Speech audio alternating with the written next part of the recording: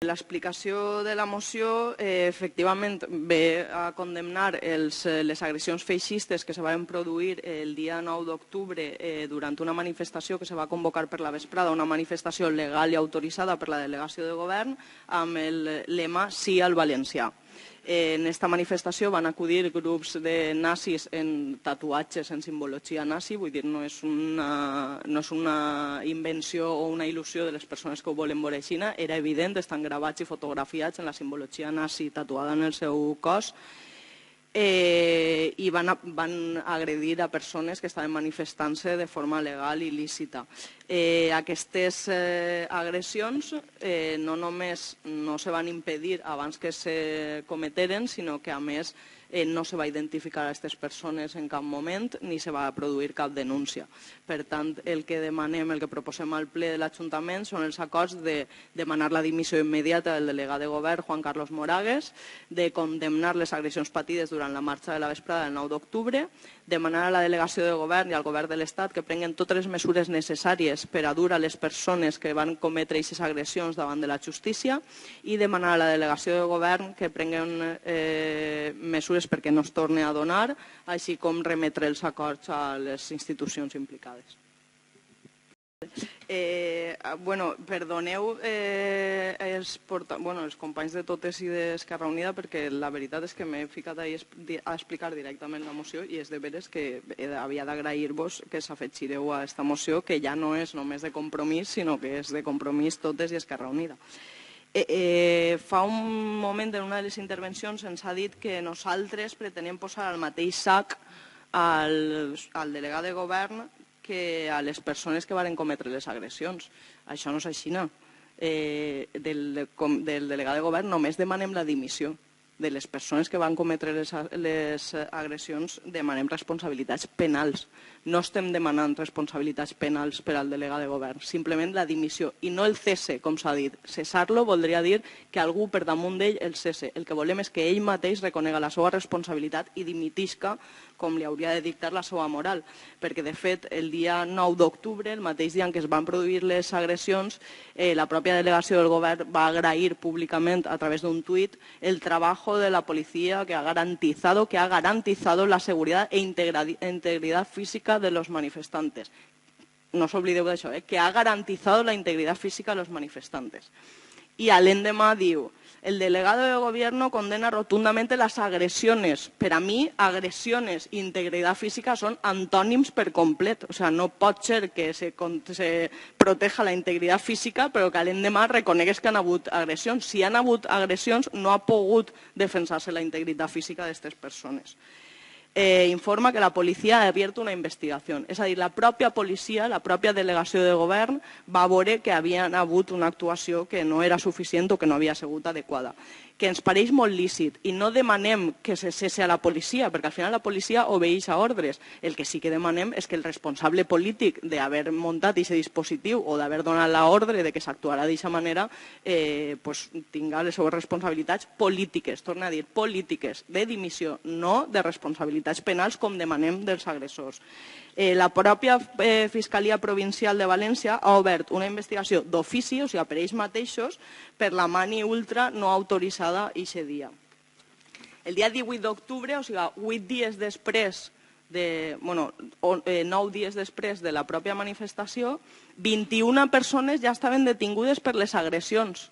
O sigui que havia hagut agressions i, per tant, no havia habido integritat física de les persones participants. En una concentració o una manifestació no autoritzada estem acostumats a que s'identifiqui les persones que estan concentrant-se de forma il·legal. En aquest cas, si no fora perquè la pròpia premsa va jugar-se la seva integritat física, algun d'ells ha denunciat perquè va rebre agressions, si no fora perquè la premsa estava allí davant patint les agressions, gravant i filmant aquestes persones, no s'haurien pogut produir aquestes identificacions i aquestes denúncies. Perquè, torna a dir, no hi hagué cap identificat in situ. Els delictes d'odi, que són els delictes que considerem que s'han produït no només nosaltres, sinó la Fiscalia, el Moviment contra la Intolerància, de totes les persones denunciants, els delictes d'odi per motius ideològics estem parlant de 1 a 4 anys de presó. Els delictes de lesió són de 3 a 4 anys de presó. i impedir l'exercici legítim del dret a manifestar-se són de 2 a 3 anys de presó. Vull dir que no són delictes banals del que estem parlant. I per últim, només, vull dir 2 coses més. Per últim, no, per penúltim. Una cosa que crec que visualitza perfectament el que va passar allí. N'hi hagueren periodistes que han declarat i han posat en la seva denúncia que van rebre frases del tipus «os vamos a cortar el cuello». Si això no és violència i no és no protegir la integritat, no només dels manifestants, sinó fins i tot de la premsa que està fent la seva feina, pues apaga i vámonos. I després, com que s'ha comentat... Me pots deixar el teu? Com que s'ha comentat que nosaltres, o no sé si nosaltres, no he entès molt bé l'acusació, no sé si som nosaltres o algun altre grup del ple, que el PP no recolza a partits o a organitzacions, com ha sigut?